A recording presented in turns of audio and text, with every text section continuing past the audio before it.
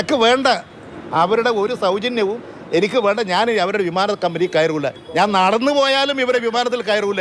ഇനി എന്തു വന്നാലും താനോ തന്റെ കുടുംബാംഗങ്ങളോ ഇൻഡിഗോ കമ്പനിയുടെ വിമാനങ്ങളിൽ യാത്ര ചെയ്യില്ല എന്നായിരുന്നു EP ജയരാജൻ 2 വർഷം മുമ്പ് പറഞ്ഞിരുന്നത്.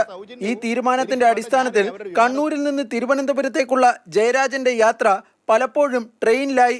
എന്നാൽ സീതാറാം യെച്ചൂരിയുടെ മരണവാർത്ത അറിഞ്ഞപ്പോൾ എത്രയും വേഗം ഡൽഹിയിലെത്തി പ്രിയ സഖാവിനെ ഒരു നോക്ക് കാണണമെന്ന് തീരുമാനിച്ചു.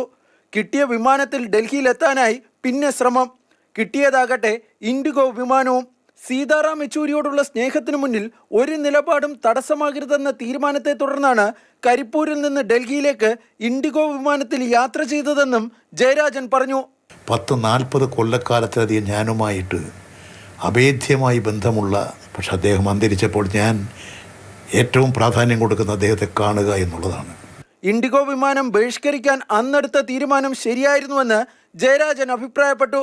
അടവ് നയങ്ങളുടെ ഭാഗമായി എടുക്കുന്ന തീരുമാനം എപ്പോഴും തുടരണമെന്നില്ലെന്നും ജയരാജൻ പറഞ്ഞു. സാഹചര്യങ്ങളൊക്കെ വിലയിരുത്തിക്കൊണ്ടാണ് ഞങ്ങൾ അടവുപരമായ നയങ്ങൾ ആവിഷ്കരിക്കുക. മുഖ്യമന്ത്രിക്കെതിരെ പ്രതിഷേധിച്ച യൂത്ത് കോൺഗ്രസ് പ്രവർത്തകരെ തടഞ്ഞതിനെ തുടർന്ന് 3 ആഴ്ചത്തെ വിമാനയാത്രാ വിലക്ക് ഏർപ്പെടുത്തിയതോടെയാണ് EP ജയരാജൻ ഇൻഡിഗോ ബഹിഷ്കരണം പ്രഖ്യാപിച്ചിരുന്നത്. മാതൃഭൂമി ന്യൂസ്, ഡൽഹി.